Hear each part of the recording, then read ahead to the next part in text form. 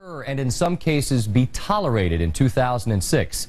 But the reality is, throughout Europe, soccer players of color are often subjected to racist acts and language as they play what is known as the beautiful game overseas. The World Cup, the globe's single largest event, begins Friday on ESPN and ABC.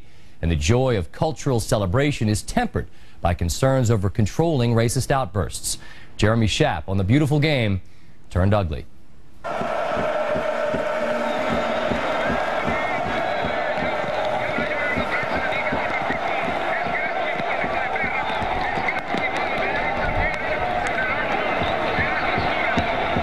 Carlos Kameni is from Cameroon in West Africa. He plays goal for the Spanish club team Espanyol, one of the strongest teams in perhaps the strongest league in the world. But even fans in his own stadium shower him with racist slurs and bananas. When I see a banana on the field, I think, I'm not a monkey, I'm a human. It's hard for those far away to understand. But on one hand, I'm a respected member of the team, and on the other hand, I'm an animal. Mark Zorro was 18 years old when he left his native Ivory Coast, the nation he'll represent at this World Cup, to play soccer in Italy. For 3 years, he's played for the Sicilian team Messina, and in nearly every game, fans have taunted him. Finally, last fall, during a game against Inter Milan, Zorro had had enough. He picked up the ball and threatened to walk off the field. 2 players from the opposing team rushed to Zorro's side, imploring him to stay on the field and the fans to stop. I couldn't take it anymore. What I did was instinctive. They were in my head. My head was so full of what they were saying, I couldn't concentrate on the game. And I couldn't go on like that. And I had to pick up the ball. When Zorro next played Inter Milan, some fans held up a banner that read, "Peanuts and bananas are the pay for your infamy." 3 months after the Zorro incident, Samuel Eto'o, a striker for Barcelona and one of the world's best players, found himself in a similar situation. Eto'o, like Kameni from Cameroon, was playing on the road at Zaragoza, home to some of Spain's most openly racist fans. Angry and frustrated by the monkey chants that resounded every time he touched the ball, Eto'o repeatedly cried, "No mas, no more." It is not the right answer to lose it, but I think sometimes people should understand why. French striker Thierry Henry is one of the most acclaimed players on the planet. But like Samuel Eto'o, being an elite player hasn't spared him from racist slurs. I can tell you, so many times, monkey chants and people spitting at me when I was taking a throw-in or a corner kick. Whatever you can imagine. Americans might find it difficult to understand how and why there are so many overt displays of racism in European soccer. But there's never been anything akin to the U.S. civil rights movement in Europe, in part because there are so few black Europeans. What is taboo in the U.S. simply isn't in Europe. The continent, in fact, is home to dozens of far-right political parties, many of which have become popular by breeding fear of black and Muslim immigrants. European soccer has also long been a bastion of hooliganism. In the stadiums, all of this makes for a combustible mix. The biggest thing that we faced, and we're facing it now in continental Europe, is denial. People saying, it's only a few individuals, don't worry about them.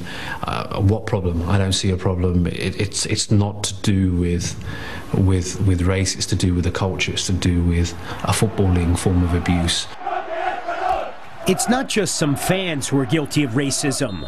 18 months ago, Luis Aragonés, the coach of the Spanish national team, was preparing his team for a World Cup qualifier against France when he was overheard exhorting one of his players by insulting France's Thierry Henry.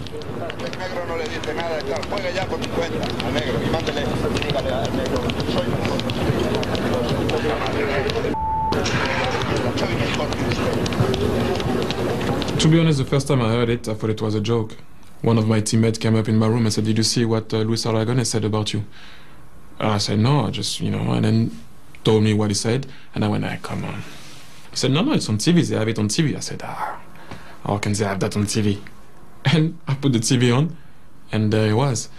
I was speechless. The Spanish Federation fined Aragones $5,000. He will be coaching Spain this month at the World Cup. Aragones continues to insist that he has done nothing wrong. I cannot understand it. When I have gypsy friends, black, yellow friends, this is not me. It has nothing to do with me. What happens is that it is done to bother the football player. It's also done with fatness. They call them fat. It's the same. It's very different to say someone's got a big nose or big ears or is going bald or is fat. And we've never had in this country or other nations people being killed or maimed in the street because they're fat. There have been times when extremism in the stands has spilled onto the field. For example, Paulo Di Canio, a striker on the Roman team Lazio, has several times returned the fascist salute to the fascist fans who worship him. Europe's national soccer federations have the power to regulate behavior in the stands and on the field, but most have taken no action. When people were complaining about it sometimes, the authorities and even the referees on the pitch were just saying to you or whoever was getting abused, get on with it. Okay, I have to get on with it, but you would like also after that the authorities do something about it. A year ago, Henry did something himself. In conjunction with Nike, he launched a star-studded TV and print campaign in Europe urging fans to help fight racism. Stand up. Speak up. So many people, close their eyes on what is happening right now and don't want to talk about it because it became a normality. I just wanted to make people aware that that's not something that should happen in a game that we love, and also to make people aware sometimes that if you understand and you hear someone doing that, to make them realize that that is not something to do, to talk about it. Even if it's one person in the stadium, it's one too many. Seeing someone who is possibly the world's best player to say, no, this is wrong, I don't accept this, is very, very significant. But it's a balance, it's not their responsibility in 2006 to be taking on these types of battles. There are people paid lots of money to run the game, to make sure that that's done in the most efficient way and ensure the welfare of everybody. FIFA, soccer's world governing body, has always left the problem to each country's federation. But in March, with the World Cup and all the attendant media coverage 3 months away, FIFA President Sepp Blatter decided to act. He announced new and harsh regulations that will penalize teams whose players, coaches, officials, or fans engage in racist conduct. Penalties would affect league standings and World Cup eligibility. Financially, the consequences could be huge. There have been a lot of incidents, certainly, the last few months, but this has been going on for years. Why hasn't the problem been addressed before? Because the national associations or the leagues, they haven't done their homework. But now they will be obliged to do so, and FIFA will have not only let's say the right to monitor it, but the right to intervene if the right actions are not taken. And we will do it. We will do it. During the World Cup, the new regulations will apply to players, coaches, and officials, but not to fans. There are concerns that some fans might taunt their own players in an effort to have their opponents penalized.